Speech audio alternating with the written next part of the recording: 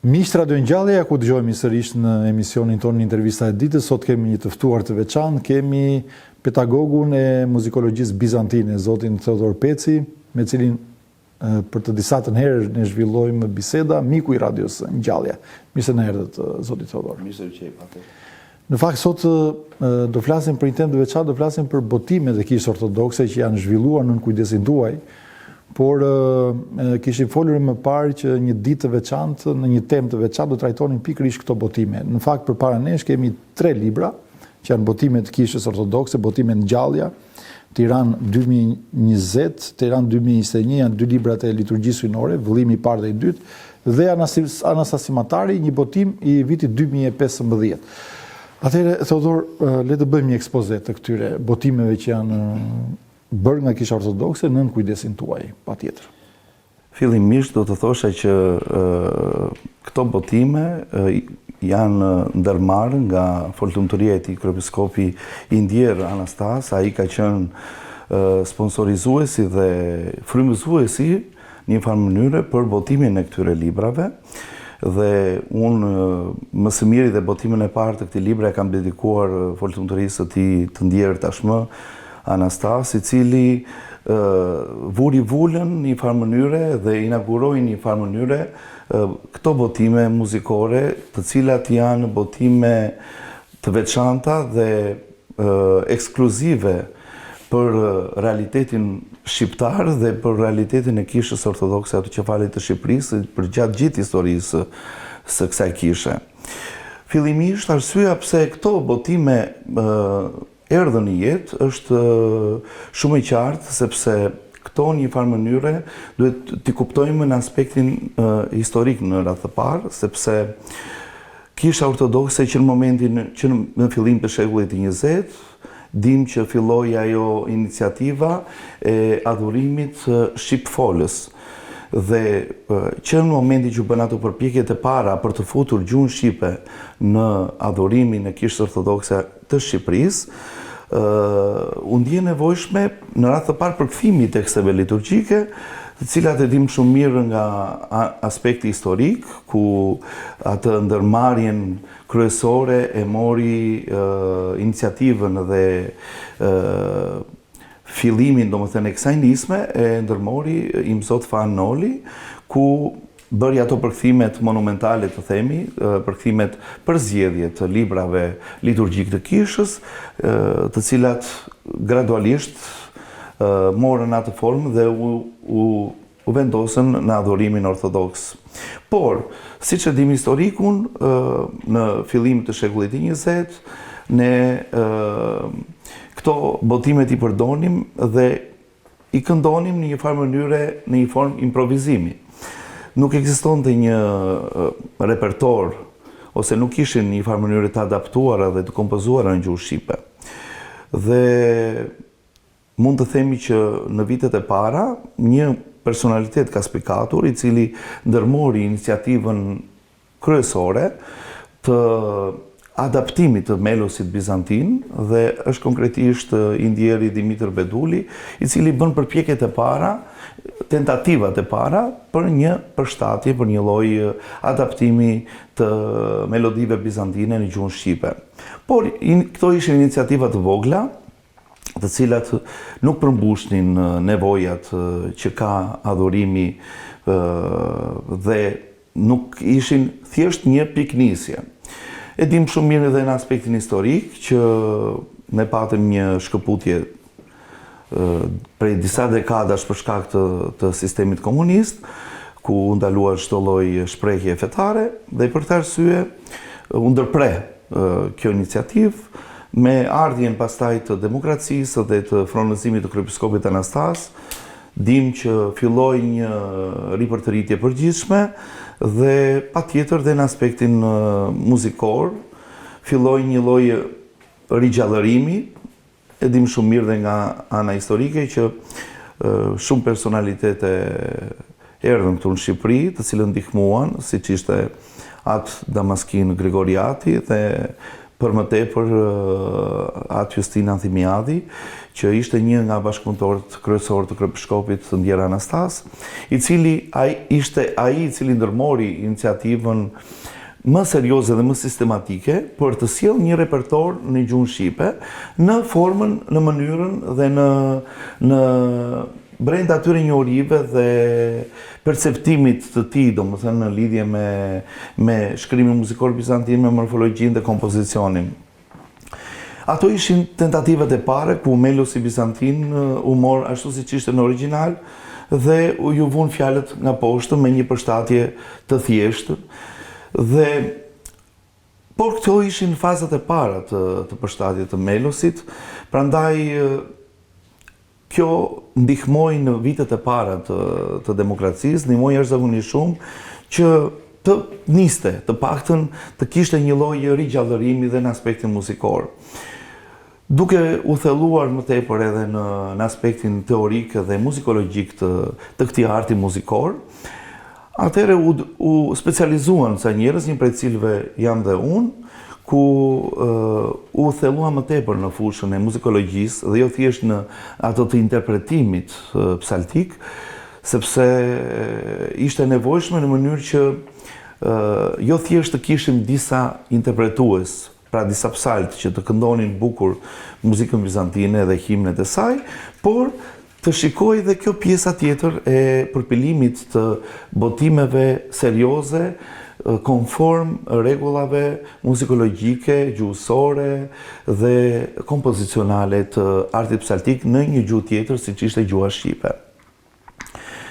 Duke qenë se unë nisa që i vogël në mbi 25 vite kam si psalt tashmë, në karrierën mund ta quaj në thonjza psaltike, dhe e shikoja të nevojshme që Melos i kishte nevojë për një lloj qasje tjetër, sepse teksti, duke qenë se kishim dhe probleme me tekstin, pra kishim dhe probleme të aspektit tekstual, të cilat u hasën duke u marrë me aspektin muzikor, dhe për këtë arsye filloi një iniciativë jashtëzakonisht shumë e vështirë, një iniciativë që as unë vetë nuk e kisha imagjinuar dot që mund të ndërmerrej, sepse ishte një punë që kërkonte një mund të shumë fisht. Nuk ishte një procedurë, një proces i cili duhet fillonte fillimisht me përgatitjen e teksteve, jo thjesht të aspektit muzikor. Pra ne kishim nevojë për një lloj standardizimi të tekstit, gjë që na mungonte. Edhe sepse edhe vetë Noli na kishte sjellë dy variante të teksteve liturgjike. Nuk kishin vetëm një variant. Pra, nuk ishte një tentativë jona kjo e përpunimit të teksteve, po ishte vetë Noli na kishte sjellë dy forma dhe qarkulloni të dy format në praktikën kishtare. Kështu që ne përballeshim brenda një realiteti tash të vështirë, dhe me bekimin e foltëmturisë të tij kryepiskopit Anastas, vendosëm që t'i futeshim edhe këtij lëmi të përkthimeve, dhe jo thjesht të aspektit muzikor. Dhe duke punuar në grup, unë së bashku me bashkëpunëtorët e kësaj gjëje, e kësaj iniciative, siç ishte zoti Stefan Shupa, po dhe persona të tjerë cilët kemi bashkëpunuar si gjuhëtar dhe redaktor gjatë botimeve, filluam që fillimisht të rishikonim dhe njërë tekstet.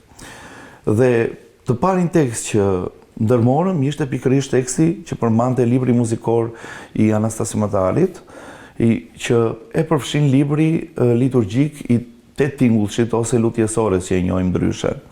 Dhe rishikuam tekstin dhe u mbështetëm te dy botimet, dy përkthimet e ndryshme të tekstit të Imzot Theofan Nolit, që është lutjesoria e kthyer nga greqishtja vitit 1914 dhe Klemtoria e Kishës Ortodokse e vitit 1947. Mbi këto dy botime u mbështetëm dhe e risollëm dhe njëherë tekstin në aspektin e ripam, rishikuam dhe në aspektin teologjik, sepse edhe terminologjia ortodokse ishte akoma ende jo e konsoliduar, Dhe kështu që, po, dhe i rishikuam dhe një herë, dhe prandaj më vonë kemi nxjerrë edhe librin e Te Tingujshin Gjallësor, që është pikërisht libri që përmban shërbesën e mbrëmësores së të shtunës dhe së të dielës në të 8 tingujt e muzikës bizantine. Dhe sepse edhe vetë libri prandaj nisëm sepse është libri bazik i Kishës Ortodokse dhe është libri kryesor në adhurimin ortodoks. Sepse është libri që përdoret më shumë gjatë gjithë vitit liturgjik. Është pikërisht libri i lutjes ores dhe libri muzikor që përmban pikërisht këto himne quhet Anastasimatari ose Ngjallësorja, mund ta shqipërojmë. Edhe pse zakonisht përdorim termat siç janë të përcaktuar në aspektin muzikor, termat ndërkombëtar, siç është Anastasimatari. Kështu janë të regjistruara edhe në arkivin tonë të shtetit librat e vjetër të Anastasimatarit. Nuk e përkthejmë domosdoshmë tekstin, por që kuptimi ka të bëjë me ngjalljen, pra himne që dedikohen ngjalljes së Zotit. Kush është e veçanta e këtyre botimeve? Në radhë të parë neve deri në atë moment, para se të botojë libri i Anastasmatarit, libri plot i Anastasmatarit në gjuhën shqipe, që botua në vitin 2015, deri në atë kohë qarkullonin përzgjedhje të Anastasmatarit, që kishte përpunuar dhe kishte sjellë dhe atë Justin Anthimiadi, madje qarkulloni dhe mund të themi disa dorëshkrime edhe nga Irsi Ignati Triandi Ndjerë dhe ai tashmë, i mitropoliti Beratit. Njëkohësisht kishte bërë dhe një përpjekje dhe atë Damaskin Grigoriati, po të cilat gjitha këto ishin në sferën e jo të botimeve. Ishin thjesht disa punime të tyre, të cilat i kishin shkruar, ishin dorëshkrime, ose edhe vetë atë Justini e kishte shkruar në kompjuter, por nuk ishte botimi mirëfillt me ISBN, me gjitha kriteret që kërkon një botim. Dhe plus që nuk ishte një libër i cili ishte libër i plot. Pra nuk i përfshinte të gjitha himnet që do psaleshin në të 8 tingujt. Dhe mund të themi që me iniciativën e kryebiskopit Anastas, ne arritëm që të botojmë librin e parë të plotë të Anastasmatarit në gjuhën shqipe. Dhe ky mund të konsiderohet si inaugurimi i botimeve të para muzikore të mirëfillta në gjuhën shqipe. Pra, nëse do flasim në gjithë historinë e kishës tonë, do gjithmonë do përmendet fakti që libri i parë i cili u botua në gjuhën shqipe, libri i parë muzikor, është Anastasmatari. Nuk ka ekzistuar libër tjetër më përpara i botuar i Anastasmatarit. Dhe kjo ishte piknisja që ne ndërmorëm pasaj dhe iniciativën që të botonim dhe librat e tjerë që do të plotësojnë në një farë mënyre korpusin e librave muzikore në gjuhën shqipe. Do të pjesë Theodor në lidhje me sepse ju keni bërë këtë libër, është shkruar me nota, ndoshta mund t'ja tregoj shikuesve tanë. Është një libër i përpunuar me nota. Ku është bazuar, domethënë, ku jeni bazuar Theodor ta realizoni këtë libër me nota? Patjetër. Në notat bizantine, kuptohet. Pra, sepse Imzot Noli kishte të shkruar. Patjetër. Kjo ishte teksti dhe ne folëm pak për historikun e tekstit.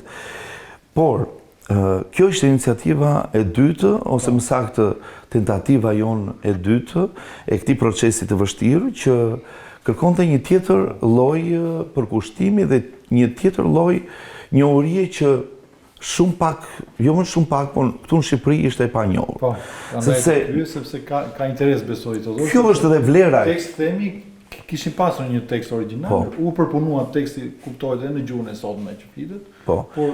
Nga aspekti muzikor ishte një iniciativë e vështirë, sepse të paktën vitet që unë kam jetuar në Athinë, kanë qenë vite vendimtare ku u fokusova jashtëzakonisht shumë në studimin e melosit bizantin dhe konkretisht në morfologjinë e tij, në aspektin e tij kompozicional, se si ndërtoi melosi dhe si mund të sillej në një gjuhë tjetër.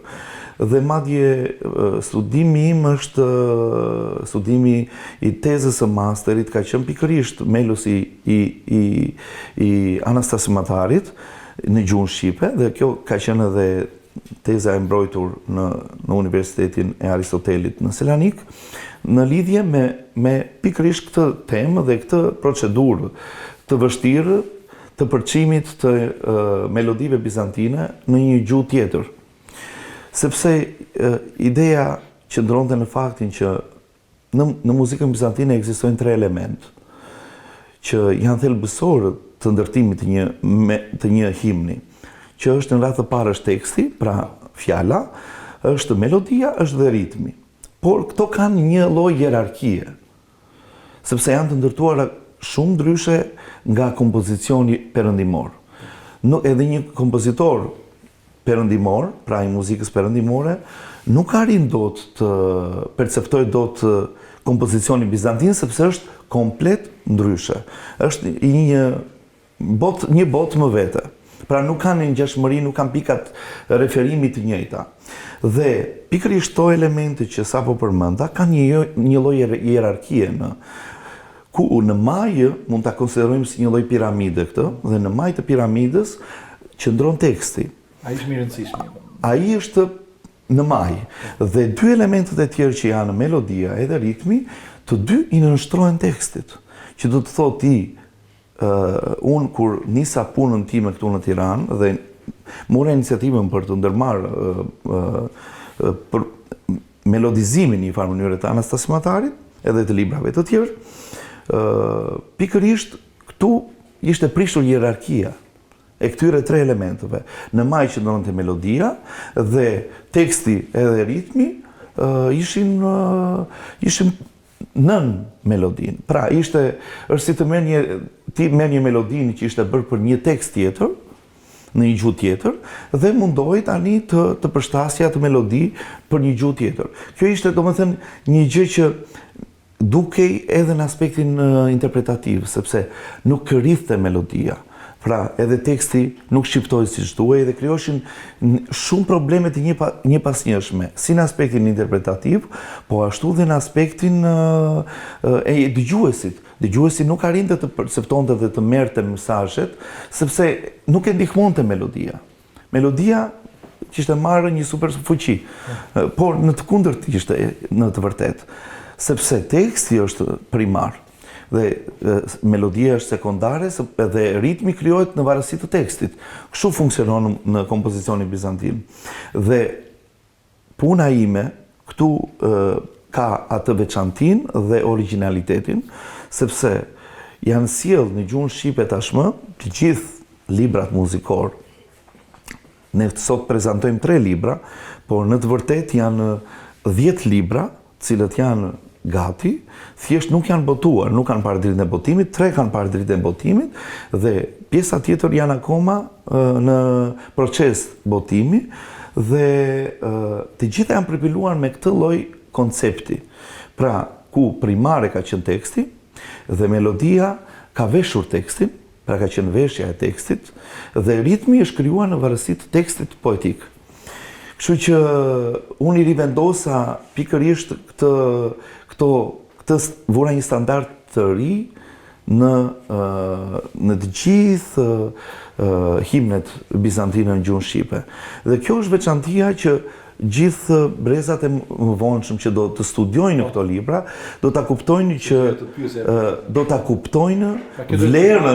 vlerën e këtyre veprave, të cilat unë konsideroj monumentale, sepse këto janë himne të cilat janë tashmë tingëllojnë në gjuhën shqipe.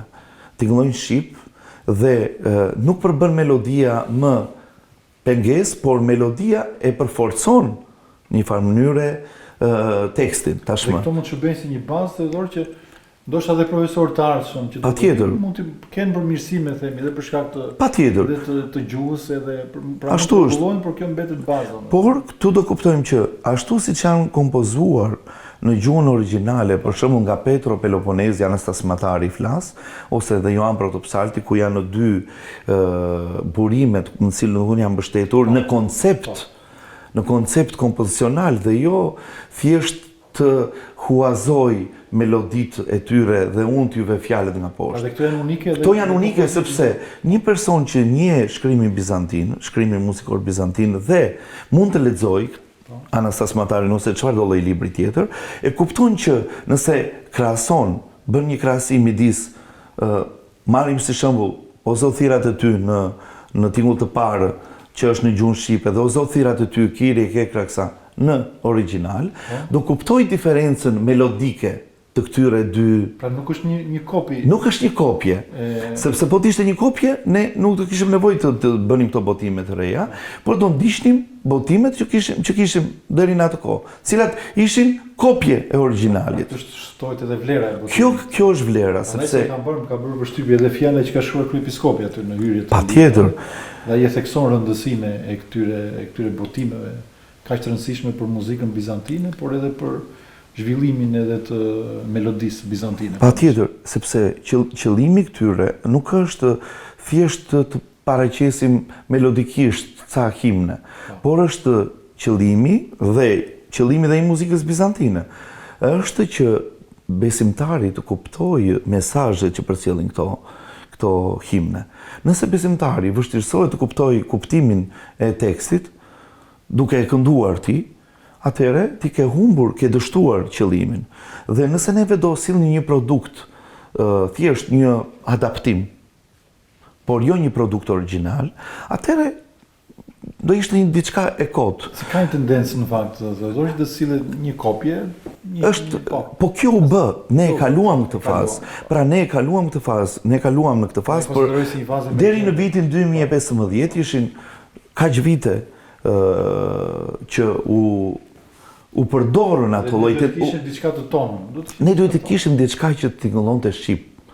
Pra diçka të qepur për gjuhën tonë. Dhe kjo është një veshje muzikore për gjuhën shqipe, të cilën çdo kush mund ta kuptojë shumë lehtësisht dhe një interpretuese ka shumë të thjeshtë ta këndojë tashmë këto himne. Prandaj kushdo që e njeh shkrimin bizantin e kupton më së miri rrjedhjen e përputhshmërinë midis tekstit edhe melodisë. Pra nuk ka vështirësi më tashmë, vështirësi në ekzekutim, por dhe vështirësi për auditorin që të kuptojë mesazhet, sepse ajo rrjedh në shqip. Dhe është bërë me të njëjtën logjik siç ka punuar Petroja, siç ka punuar Johan Protopsalti në shekullin e 18. Pra me të njëjtin koncept. Dhe kjo është arritja e këtyre. Por kjo që realizoj duhet të thelloheshë shumë në literaturën muzikologjike, në kompozicionin bizantin. Gjëra që nuk mësohen për konservatorët që kemi ndjekur ne në shkollat muzikore që qarkullojnë. Shkollat muzikore në përgjithsisht të mësojnë si të psalësh, por nuk të mësojnë kompozicionin. Këto janë gjëra që unë u thellova vetë nga nevoja që ekzistonte këtu në Shqip. Dhe duke qenë nga interpretuese më të vjetër këtu të muzikës bizantine në Shqipëri, dhe duke qenë se unë kam pasur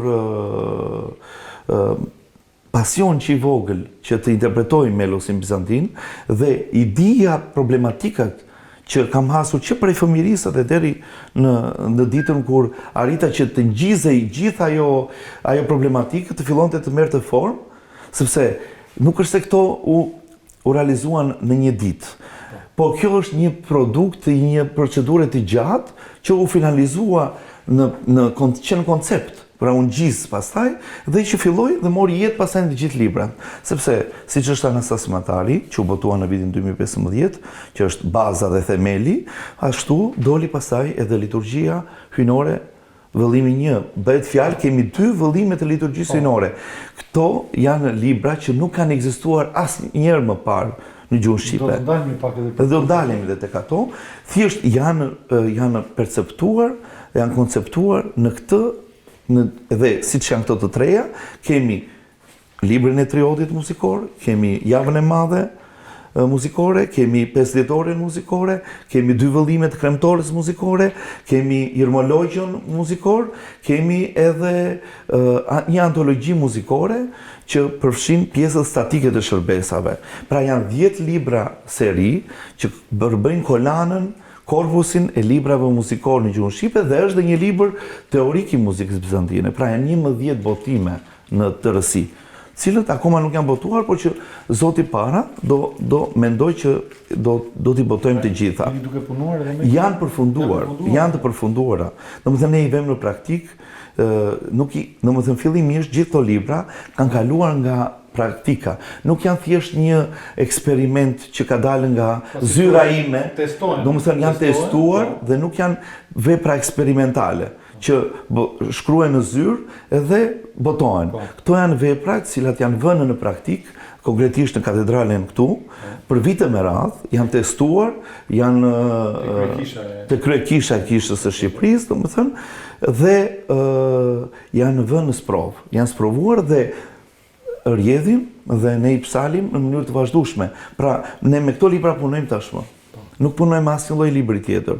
Dhe lavdi Zotit kemi arritur që të sjellim gjithë repertorin në gjuhën shqipe me këtë standard. Këtë standard të ri që kemi vendosur. Ky është një lloj standardizimi dhe të standardizim tekstual, kemi punuar dhe për standardizim tekstual, po kemi dhe standardizim muzikor, melodik, sepse edhe kjo na mungon.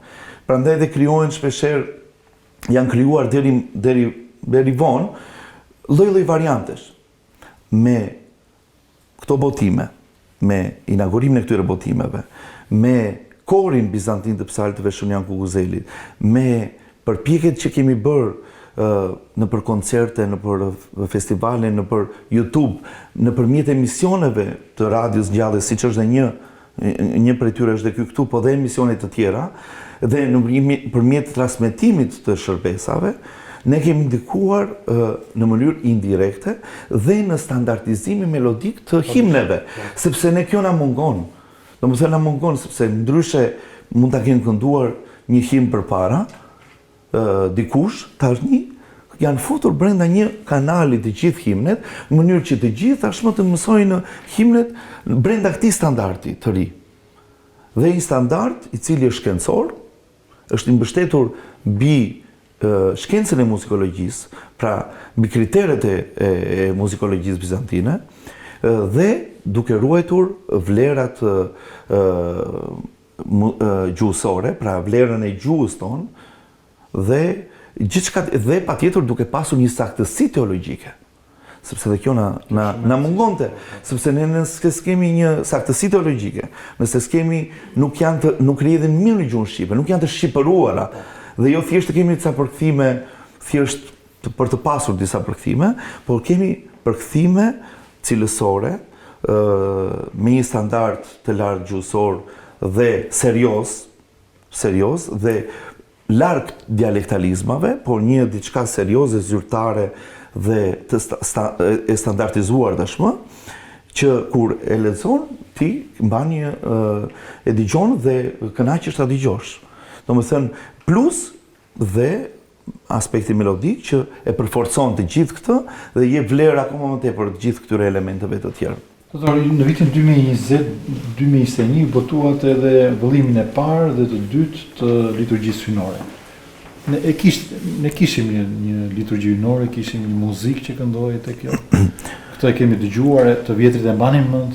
Tani çfarë veçantie ka kjo këtu dhe çfarë ishte ajo që performoi në përkoret tona dhe atë që dinin besimtarët themi dhe ata që jetuan para gjyqjes së kishave. Mund të themi që në vitet përpara komunizmit, duke qenë se nuk ishte partitur muzikore, dhe ca gjëra u mësuan me vesh, u mësuan me improvizim. Pra ishte një lloj improvizimi, ose u bën disa tentativa nga Beduli për shembull, i cili kishte studiuar në Rumani. Po në Rumani, po të shikojmë dhe partiturat e tij, ato janë të shkruara jo me muzikë bizantine, janë të shkruara për kore të përzjera, pra për 3 zëra, për 4 zëra, për kore mikse që quhen ndryshe, për kore i përzjer, dhe kishin ndikime perëndimore në meloditë e tyre. Nuk kishin melodi autentike bizantine. Kishim diçka të nuk shkruar kishte me me nota bizantine shumë pak. Pra kishim tekstet, por nuk kishim muzikë. Ai u përpoq të bënte, por jo në liturgji. Në liturgji kryesisht botimet që, domethënë ato dorëshkrimit që kemi të Bedulit janë kryesisht në shkrim në pentagram. Edhe vetë Noli botoi një libër i cili njihet si hymnore. Ajo hymnoria ishte një libër për kor të përzierë dhe ishin kompozimet të përshtatura nga repertori Ukrainas, Rus dhe disa të markuara si bizantine, por të harmonizuara. Nuk ishin bizantine, ishin të harmonizuara me disa linja, pra ishin për disa zëra, jo thjesht autentike. Në vitet e para të demokracisë, siç thash, u përpoqën sidomos atë Damaskini dhe kryesisht më tepër atë Justini, i cili atë Justini, sepse librat e atë Damaskinit nuk patën një lloj jetëgjatësi ose një përdorim.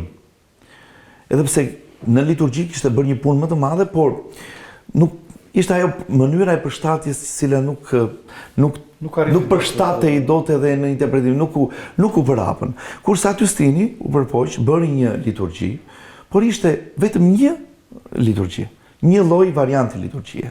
Pra, vetëm një lloj liturgjie, e cila ishte në fakt duke përfshirë himnin kerubik të Theodor Fokaeosit, për cilin unë bëj dhe doktoraturën tashmë, për këtë personalitet muzikor, dhe liturgjiket ishin liturgjiket të Gjerasim Kanelidit, të cilat nuk ja dinim as emrin që ishin të Kanelidit, sepse nuk e shënojnë atje, po ishin vetëm një të meriton, dhe 2-3 kungatore. Pra, kaq ishte gjithë liturgjia, dhe ti duhet të këndoj çdo herë të njëjtat gjëra, të njëjtat, dhe ndryshimi që solli këtu është që këtu tashmë kemi 2 vëllime, siç e shikoni, dhe janë vetëm pjesë nga liturgjia hyjnore, asgjë tjetër, bëhet fjalë për libra voluminos, ku ka shumë veçanti këto libra, sepse e para njërë kanë një farë mënyre, një informacion ose himne që nuk mund ta them shteruse për psaltët, por dhe për ata që i dëgjojnë, por bëhet fjalë për një larmi himnesh dhe tingujsh në të liturgjisë hyjnore. Dhe këtu kemi dhe liturgjinë e Shën Jan Gojartit, e cila është e sjellë në të gjithë tingujt e muzikës dhe në variante të ndryshme të muzikës bizantine. Dhe kjo është veçantia që mos krijojë atë monotoninë e dëgjuarit të njëjtës melodi. Pra, kemi një larmi tashmë. Gjë e parë që vemre është që futëm për herë të parë antifonet, vargjit të antifoneve. Gjë që mungonte, ishte zhdukur nga praktika edhe kishës tonë këtu, dhe për herë të parë, nëpërmes këtyre botimeve, në pjesën e parë, domethënë të liturgjisë hyjnore, deri 160 faqet e para, janë antifonet e të gjithë festave dhe shenjtorëve sipas kategorisë së tyre, të cilët përveç vargjeve dhe refrenave që kanë, këtu kemi përfshirë përlëshoret e tyre, kemi përfshirë hyrtoren, kemi përfshirë shkurtoren e festave, pra është shumë e plotë. Pra, një psalt sot, dhe një psalt sot i ka të gjitha, sipas radhës, të gjitha të përfshira në këto 2 vëllime. Vëllimi i parë ka këtë veçanti me antifonet që janë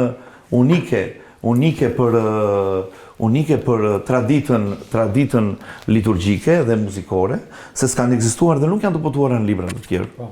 Vetëm në librin e fundit që kemi nxjerrë të tekstit të liturgjisë hyjnore janë përfshirë antifonet e së dielës në librin si tekst që u botua nga Kisha Ortodokse, të cilat janë marrë pikërisht nga libri i liturgjisë hyjnore me muzikë bizantine.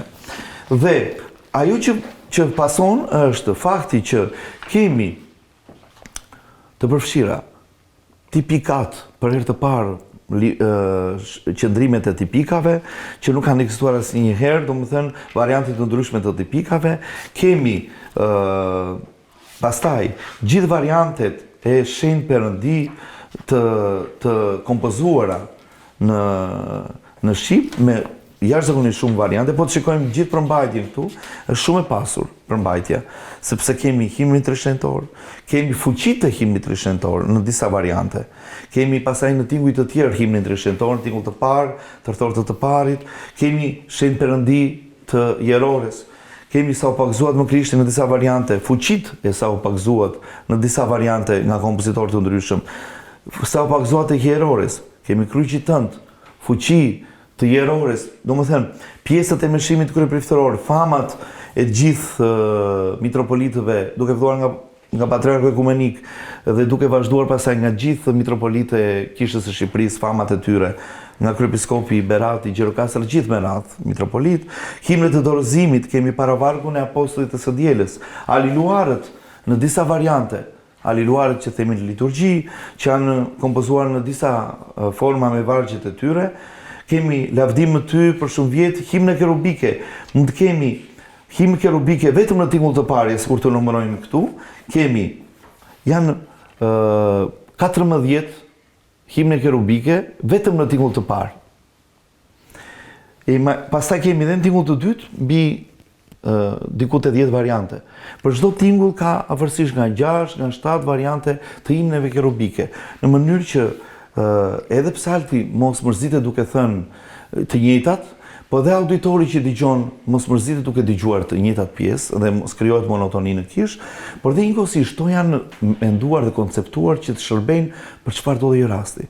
Të shërbejnë për një meshë të shpejtë, të thjeshtë, të përditshme, për një meshë të zakonshme kremtuese gjatë javës, për një meshë panegyirike.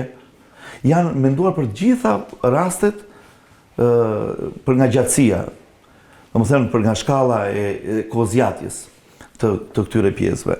Pastaj kemi liturgjiket, po të shikojmë vetëm në tingull të parë janë tërë këto. Të meriton gjithashtu në shumë variante. Pra në të gjithë tingujt kemi një larmi të pasur të himneve. Do të dua o Zot, pastaj himne që psalen në vend të meriton. Kemi kungatoret e javës dhe veçantia pastaj e këtij libri, që në fund kemi bërë një diçka unike, sepse kemi transkriptuar në pentagram 50 faqet e fundit, në pjesën deri në faqen 600 po themi, janë 600 janë me shkrim muzikor bizantin dhe 50 faqet e tjera që ngelen janë në pentagram. Me bashkëpunëtorin tim dhe studentin tim Artur Vera kemi transkriptuar këtë himnet që kishim përzgjedhje nga këto himnet, pse në pentagram, për të vetëm në arsye për të krijuar një urë lidhse midis atyre studiuesve ose muzikologëve, të cilë nuk njohin shkrimin muzikor bizantin, por duan të njihen me i bërë të aksesueshme dhe të këndojnë dhe me nota perëndimore.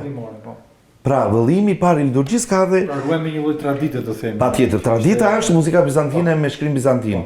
Por për t'i afruar me këtë grup studiuesish dhe muzikantësh që nuk e njohin shkrimin muzikor bizantin, kanë mundësi të njihen me disa pjesë nga repertori, por është një liturgji me shkrim në pentagram.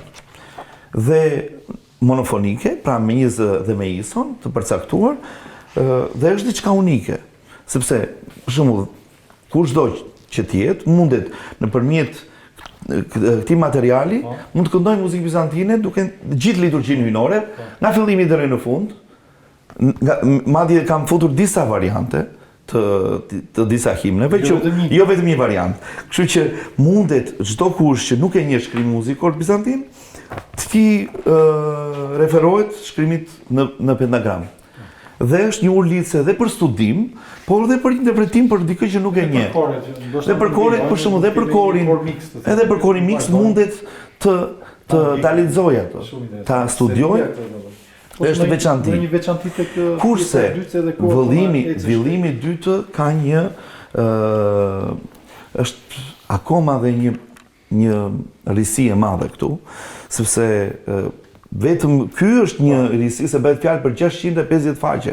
Një vëllim, e shikoni se sa vëllim i madh është, kurse vëllimi i dy përfshin për herë të parë himnet e liturgjisë së dhuratave të parashëntëruara. Dhe himnet e liturgjisë së Shën Vasilit të Madh. Që nuk i kemi pasur ose kemi pasur disa pak gjëra. Kurse këtu i kemi të gjitha. Domethënë nga liturgjia e Shën Vasilit të Madh, siç kemi ndjekur këtu traditën për të pasur larmi, edhe këtu kemi një larmi himnesh, pra liturgjiket që thuhen si thuhen në titull të dytë tek Shën Vasili i Madh, dhe kanë variantin e tyre kompozicional, nuk thuhen njësoj, pra ndryshojnë komplet, dhe më të gëzohet në shumë variante, dhe pas e kemi liturgjinë e dhuratave të parashëntëruar, le të drejtohet, në shumë tinguj, në të 8 tingujt, shihoni dhe shikni në variante ndryshme në të 8 tingujt, dhe veçantia është që gjithë ta shikojmë edhe më pas, kemi vendosur njëkohësisht kungatoret e javës, e gjithë javës, e gjithë ditëve të javës, kungatoret e së dielës dhe kungatoret e gjithë vitit liturgjik, të kremteve të palëvizshme, të gjitha këtu, edhe në shumë variante. Dhe një veçanti tjetër është fakti që në fund të çdo pjese, po të shikojmë çdo kungatore, mund të flasim për këtë këtu, shikojmë që pasi mbarojnë variantet e ngadalta të kungatoreve, që janë melizmatike, kemi bërë një risi këtu. Kemi sjell dhe variantin e kungatoreve të lashta antifonale, siç këndoheshin në shekujt e parë të Krishtërimit, dhe kemi bërë një kompozim të shkurtër të kungatoreve me vargje. Në originalitet? Këto kanë qenë në vitet e para të Krishtërimit, pa u zhvilluar kungatoret melizmatike të ngadalta. Dhe këto janë mbështetur tek atë Konstantin Papajani, një liturgjikolog klerik nga Thesaloniki, që ka bërë studim rreth tyre dhe vargjet janë marrë prej tij, sepse është një prej përpiluesve të librave liturgjik të Kishës së Greqisë, ka bërë një punë të jashtëzakonshme, dhe këto këndohet refreni, pastaj thuhet vargu, pastaj prap refreni. Pra, këndohet në mënyrë antifonale. Dhe është diçka shumë e veçantë, sepse përveç se populli e kupton më mirë tekstin e këtyre, por na ndihmon dhe neve në shumë situata, për shembull, kur një psalm për shembull nuk arrin dot të këndoj dot një diçka kaq më të vështirë, mund të këndoj diçka më të thjeshtë. Pra, është dhe për arsye praktike, por edhe për besimtarën ndihmon, dhe është dhe një risjellje e një tradite të lashtë. Dhe është diçka unike kjo, me vargjet, ashtu siç kemi te psalmet, kryesisht janë vargje nga psalmet, por dhe jo vetëm nga shkrimi i shenjtë. Dhe është diçka unike, dhe kjo është bërë për të gjitha kungatoret e gjithë çdo gjëje, çdo kungatore që ne përdorim në adhurim. Dhe ky është një libër unik, këto janë, dhe ajo që është veçantia tjetër është që si tek vëllimi i parë, si tek vëllimi i dytë, kemi përdorur kompozime nga repertori më i lashtë, duke filluar që nga kompozime të cilat janë anonime, që nuk ka udhim emrat kompozitorëve, por dhe kur fillon eponimati, pra emërtimi i kompozitorëve, duke filluar nga shekulli i 13, 14, dhe që nga shekulli kemi kompozime që të lashta, të periudhës bizantine, të periudhës pas bizantine, dhe deri në kompozime të reja ekskluzivisht për gjuhën shqipe, cilat i kam kompozuar unë në gjuhën shqipe. Do me thënë kemi një larmi, një gamë kompozimesh. Përdori, në pamjet parë duken sikur janë libra vetëm për psaltet. Tani janë vetëm për psaltet apo kushdo mund të ketë? Këto janë libra ekskluzivisht, domethënë mjetet e punës të psalteve në radhë të parë, të klerikëve, dhe patjetër që edhe për një besimtar. Për shembull, nëse do marr vëllimin e dytë, ka vargjet ose edhe vëllimin e parë që ka antifonet në fillim. Pra, mund të shërbej edhe për besimtarin. Por, përgjithsisht janë libra specifik, muzikor, që më shumë i shërbejnë psaltëve, dhe për ata janë kryer sepse janë mjetet e punës së psaltëve. Atëherë, Theodor, ne mund të themi që është hedhur baza dhe ndoshta vlera e tyre Psaltëtor do të jetë në brezat e ardhshëm të psaltëve, por të klerikëve, por edhe të besimtarëve. Padyshim që edhe klerikët do përmirësohen akoma më tepër, do njohin më mirë muzikën bizantine, por edhe për besimtarët se jo. Patjetër, këto në radhë të parë, siç e tham, janë mjete që do t'i përdorin psaltët, do t'i përdorin klerikët dhe patjetër dhe klerikët i dëgjojnë himnet sepse një pjesë të himneve thuhen dhe nga klerikët. Dhe klerikët ndihmojnë në përhapjen e artit psaltik duke mësuar tek fëmijët edhe besimtarët dëgjojnë diçka profesionale. Pra kjo është ta sjellësh artin psaltik në një piedestal profesional dhe shkencor.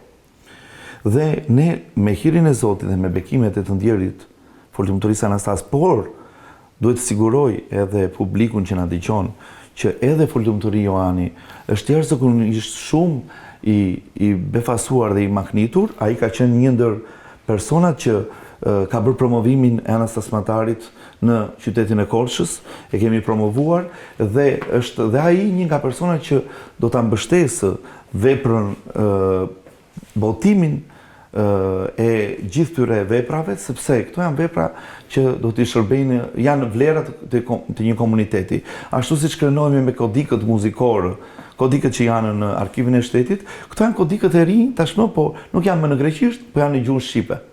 Dhe ajo është vlera e këtyre është që janë të sjella në mënyrë profesionale në gjuhën shqipe dhe kjo do duket më vonë në brezat e ardhshëm sepse do bëjnë studimet rreth këtyre botimeve dhe ne do krenohemi me këto botime, jo sepse i ka përpiluar Theodor Peci, unë jam një shërbëtor i Perëndisë që mundohem të bëj më të mirën por është në dobi të gjithë komunitetit dhe patjetër dhe një vlerë për gjithë komunitetin e artit psaltik në mbar botën. Këto vepra, sidomos Anastas Matari, që është promovuar këtu në Tiranë, është vlerësuar nga personalitetet më të rëndësishme të artit psaltik në botë. Këtu ka ardhur krye profesori, mund të them, i muzikologjisë bizantine, profesor emeritus tashmë, doktor Grigorio Stathis, i cili ka ardhur dhe ka folur rreth botimit të këtij libri dhe ka vlerësuar shumë, njëkohësisht edhe zoti Grigor Anastasiu, po dhe njerëz personalitete të vendit tonë këtu, siç është muzikologu dhe akademiku ynë Vasil Tole, po dhe të tjerë personalitete që kanë folur rreth këtyre botimeve. Pra, nëpërmjet edhe këtij emisioni do bënim një thirrje për të gjithë që të kontribuojnë, që të kemi mundësi që të botojmë dhe librat e tjerë, sepse këto janë vlera që do t'i ngelen komunitetit ortodoks për breza me radhë. Edhe duhet ta shtoj këtë Theodor, sepse shikojmë tek botimet e Imzodnolit, që të gjitha ato janë bërë me kontributet e besimtarëve, kështu që të arrihet një botim i tillë, patjetër padyshim që duhet kontributi i të gjithëve neve me qëllim që të shohim dritën e botimit. Miq Radio Ngjalla, ishim sot në këtë intervistë të veçantë me mikun e Radio Son, me pedagogun e muzikologjisë bizantine, me zotin Theodor Peci, me cilin folëm pikërisht për botimet e kishës tonë ortodokse nën kujdesin e tij, këto botime kaq të rëndësishme të muzikologjisë bizantine këtu në kishën tonë ortodokse, të një rëndësie të veçantë për kishën tonë të tashmen, por edhe në të ardhmen për brezat që do të vinë. Tashmë është konsoliduar dhe është edhe një themel i sigurt, i garantuar, që e sjell muzikën bizantine të plot, ashtu siç ajo psalet dhe është psalur dhe do të psalet deri në fund të kohërave. Mirë dëgjofshim në emisione të tjera. Faleminderit. Faleminderit.